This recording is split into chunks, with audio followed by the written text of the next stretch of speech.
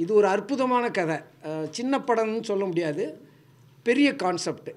Highway road மாதிரி இந்த படம் பெரிய ஹைவே ரோடு தான். படம் பார்க்கல அப்படி தான் தெரியுது. ரொம்ப அற்புதமாக இருக்குது.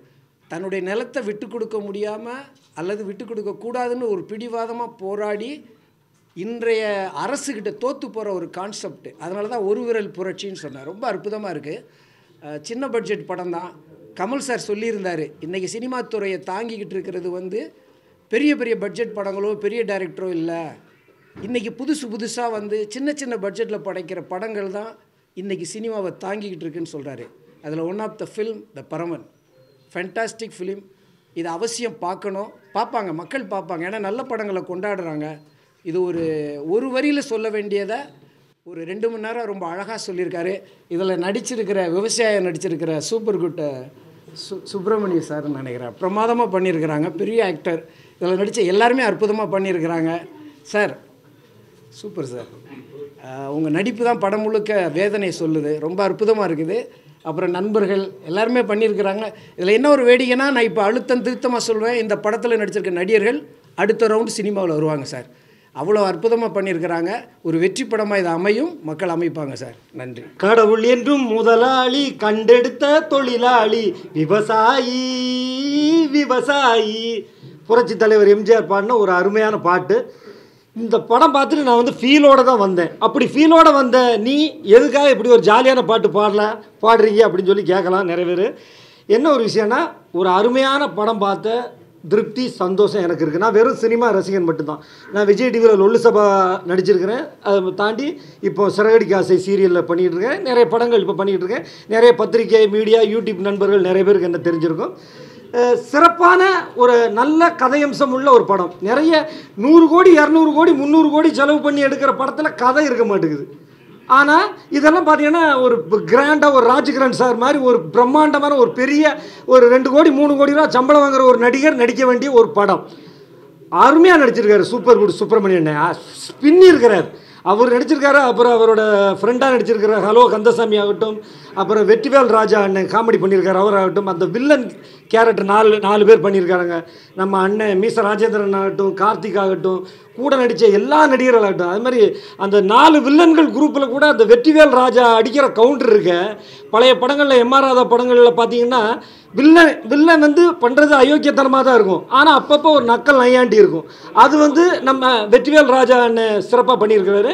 இன்னொரு விஷயம் என்னென்னா, படத்தோட இசையமைப்பாளர் தமீம் அன்சாரி சார் சிறப்பாக, அதாவது சாங் மட்டும் இல்லை, பிஜிஎம் பல இடங்களில் தூக்கி நிறுத்தியிருக்கு.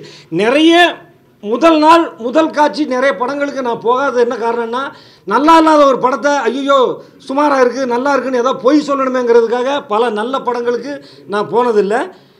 நல்ல படங்களை தவிர்த்துருக்கிறேன். ஏன்னா அங்கே போய் தேட்டரில் போய் நம்ம பார்த்தோன்னா நல்லா இல்லாத படத்தை நல்லா இருக்குன்னு சொல்லணும், நல்லா இருக்கிற படத்தை நல்லா இல்லைங்கிறதெல்லாம் ஒரு குரூப்பு சொல்லிகிட்டு இருக்காங்க. வேறு மாதிரியா இருக்குது. இந்த படத்தை தாராளமாக தேட்டரில் எல்லாருமே நம்பி பார்க்கலாம். நான் தான் உங்கள் ஆக்ட்ரஸ் கோமல் சர்மா. ரொம்ப சந்தோஷமாக இருந்தது ஆக்சுவலி இந்த படம் பார்க்கும்போது. ஏன்னா நம்மளோட இயக்குனர் சபரீஷ் அவர்கள் அவங்க எந்த டாபிக் வேணாலும் எடுத்துருக்கலாம். ஆனால் ரொம்ப ஒரு இம்பார்ட்டண்ட்டான டாபிக் அவங்க எடுத்திருக்காங்க.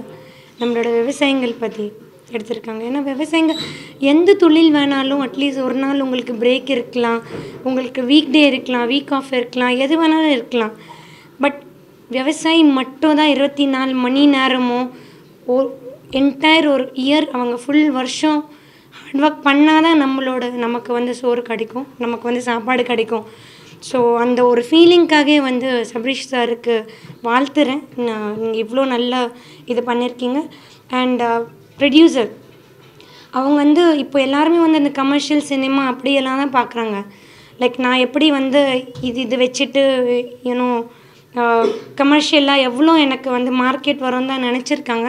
ஆனால் இப்படி ஒரு நல்ல எண்ணத்தை எப்படின்னா, இப்போ நீங்கள் சூரியனே இல்லை நீங்கள் தண்ணி இல்லை காற்று எல்லாம் பார்த்தீங்கன்னா, சூரியன் நீ இந்த ஜாதி நான் அந்த ஜாதி அப்படி அவங்க நினைக்க மாட்டாங்க. அதே மாதிரி நம்ம விவசாயிகள் நீ இந்த ஜாதி அந்த ஜாதின்னு பார்க்காம நம்ம எல்லாருக்குமே சமமாக சாப்பாடு போடுறாங்க.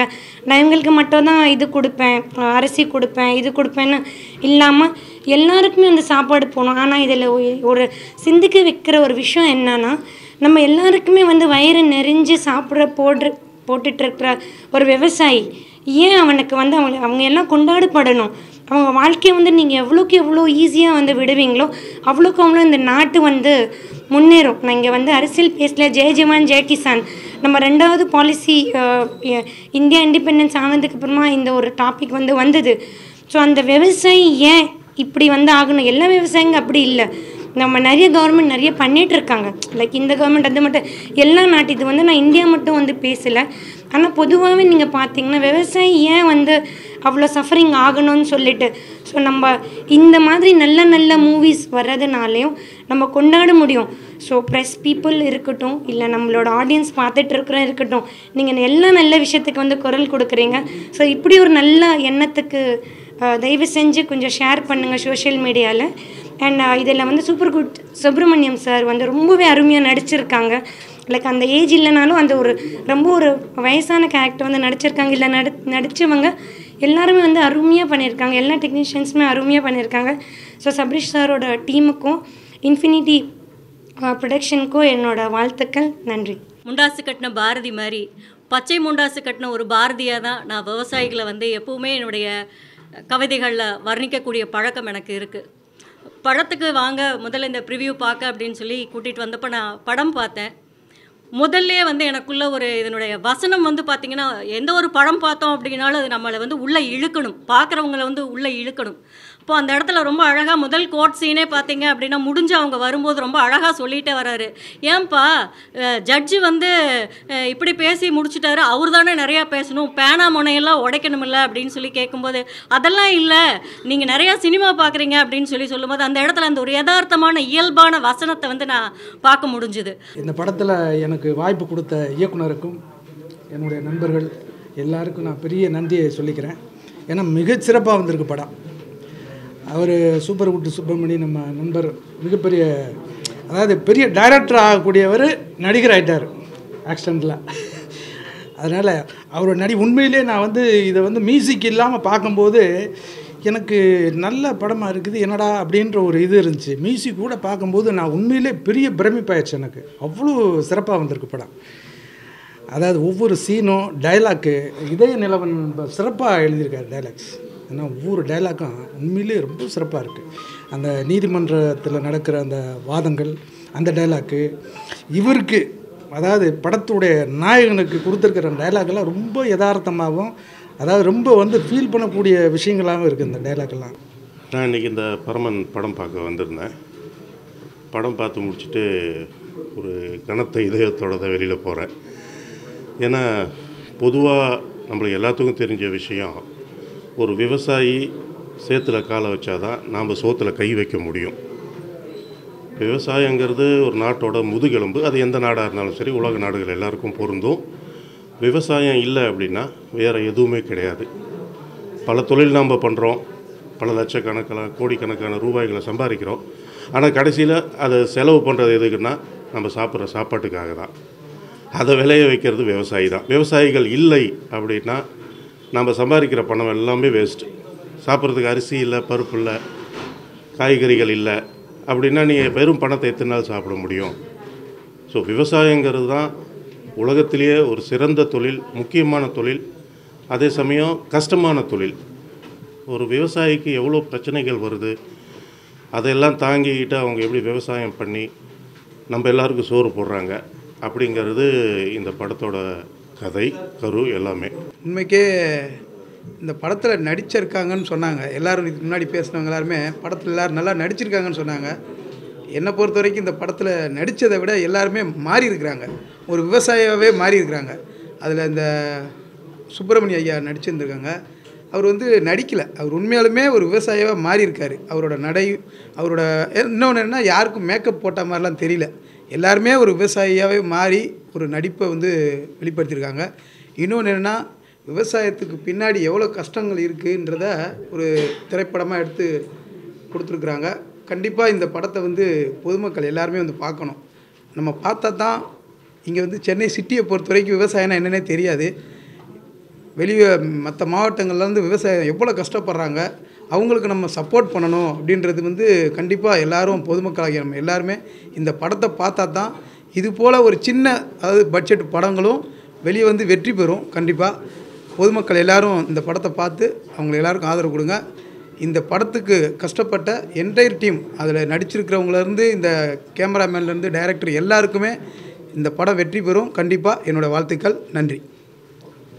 தென் இந்த படம் பொறுத்த வரைக்கும் சிம்பிளாக ஒன்லைனில் சொல்லணும்னா, இது ஒரு விவசாயிகளுக்கான ஒரு கிராட்டிடியூட். அதுதான் இந்த படத்தில் நான் ஃபீல் பண்ணது. ஸோ இந்த படத்துக்கு கொடுக்குற சப்போர்ட் விவசாயிகளுக்கு கொடுக்குற ஒரு மரியாதை. ஸோ இந்த படம் வந்து ஒரு காம்பேக்ட் பட்ஜெட்டில் எடுக்கப்பட்டு கை தேர்ந்த நடிகர்கள் மற்றும் புதுமுகங்களை நல்லபடியாக வேலை வாங்கி அழகாக எடுத்திருக்காங்க இயக்குனர். சூப்பரான டெக்னிக்கல் டீம், மியூசிக்லேருந்து லிரிக்ஸ்லேருந்து கேமராலேருந்து எல்லாருமே அவங்களோட பெஸ்ட்டை கொடுத்துருக்காங்க. பட்ஜெட்டை தாண்டி இது ஒரு எமோஷ்னல் கண்டென்ட். ஸோ இது வந்து யாருக்கு பிடிக்கும் அப்படின்னு பார்த்தீங்கன்னா எல்லாருக்குமே பிடிக்கும். கொஞ்சம் பொறுமையாக இருந்து ரசிக்கிறவங்களுக்கு ரொம்ப ரொம்ப உள்ளவே ஊடுருவி போகும். திரைக்கு வருது, சப்போர்ட் பண்ணுங்கள். தேங்க்யூ.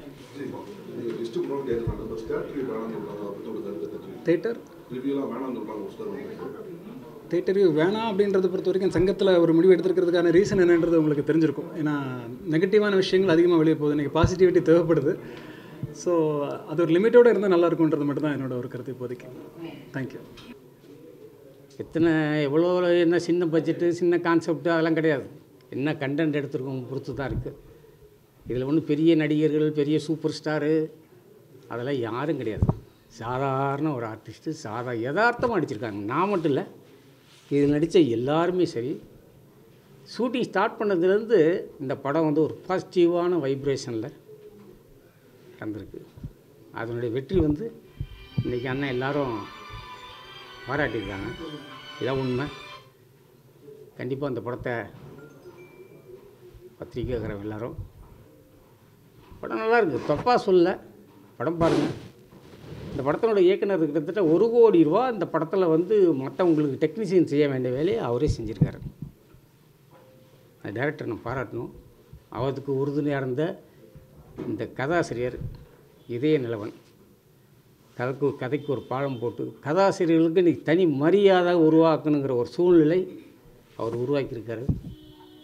அது மட்டும் இல்லை, இந்த படம் முடிஞ்சு சில மேனேஜர்லாம் சில பேர்லாம் இருப்பாங்க, படத்தை பாதியிலே நிறுத்திட்டு அவன் இந்த பிரச்சனை அப்படின்னு சொல்லிக்கிட்டு பஞ்சாயத்துலேயே பாதி படம் நின்று போயிடும். அப்படின்னு தான் என்னோடய படம் கரெக்டாக பார்த்திபன் வச்சு பண்ண படம். சினிமாவில் பஞ்சாயத்தில் பிரச்சனை தீர்க்க முடியாத பிரச்சனையே கிடையாது, தீர்க்க ஆள் இல்லை. ஆனால் இந்த படத்தில் ஒர்க் பண்ண எக்ஸிக்யூட்டிவ் கோ ப்ரொடியூசர் அசோக் அதில் அருமையாக நடிச்சிருக்காரு, எல்லா வேலையும் பண்ணார். படம் வந்து முடிஞ்சது காரணம் அவர், இன்றைக்கும் இந்த ரிலீஸுக்கு காரணம் அவர் ஒரு காரணம். அதனால் இந்த படத்தில் நடித்த எல்லா நடிகர்களும் நல்லா நடிச்சிருக்காங்க. இந்த படம் கண்டிப்பாக வந்து பாருங்கள். பிடிச்சது எனக்கு பிடிச்சி உங்களுக்கு பிடிச்சதுலாம் இல்லை, படம் பாருங்கள், எல்லாருக்கும் பிடிக்கும். இது ஒரு ஸ்கூல் பிள்ளைங்கள்லேருந்து பெரியவங்கள்லேருந்து கற்றுக்க வேண்டிய ஒரு படம். அவ்வளோ விஷயங்கள் இருக்குது. சும்மா கோர்ட்டு படம், போலீஸ் படம், அரசியல்வாதி படம்லாம் கிடையாது. இது வந்து உள்ளுக்குள்ளே ஒரு உணர்வோடு உள்ள ஒரு படம். இதுக்கப்புறம் நான் ஒன்றும் பேசலை, படம் பார்க்குறேங்க, பார்த்துட்டு அது கண்டிப்பாக போய் சேர வேண்டிய இடத்துல நல்லா இருந்தால் கண்டிப்பாக போய் சேரும். அதுக்காக நாங்கள் கஷ்டப்பட்டு உழைச்சிருக்கோம். அந்த உழைப்புக்கான பலன் வந்து எங்களுக்கு கிடைக்கணும்னா அதுக்கு பெரிய ஒரு பாதையை அமைத்து கொடுக்க வேண்டியது மீடியாஸோட கடமை. அந்த கடமையை நீங்கள் செய்வீங்க அப்படிங்கிற நம்பிக்கை இருக்குது. இந்த சாதாரண படத்தை வெற்றி படமாக்குவது மீடியாஸ் கையில் தான் இருக்குது. கண்டிப்பாக வந்து நீங்கள் இந்த படத்தை வெற்றி படமாக ஆக்கி தருவீங்க அப்படிங்கிற நம்பிக்கை இருக்குது. எங்கள் இயக்குனர் மற்றும் அசோக் சாரு, கார்த்தி, இப்போ எல்லாருமே நாங்கள் கஷ்டப்பட்டு ஒர்க் பண்ணியிருக்கோம். தமிம் அன்சாரி சார் வந்து அவர் வந்து இந்த படத்தை பார்த்துட்டு அது பேக்ரவுண்ட் மியூசிக் பண்ணுறப்ப நான் உண்மையிலே அவரை பார்த்து எனக்கு பேசவே மனசு வரல. நாங்கள் பேஸ் பண்ணி பண்ணோமோ அது பல மடங்கு இந்த படத்தை வந்து உயர்த்தி கொடுத்துருக்கிறது இசை, அதில் மாற்று கருத்தே கிடையாது. அப்படிப்பட்ட இசை இந்த படத்தில் இருக்குது. அதே மாதிரி இயக்குனருடைய முழு ஈடுபாடும் இந்த படத்தில் இருக்குது.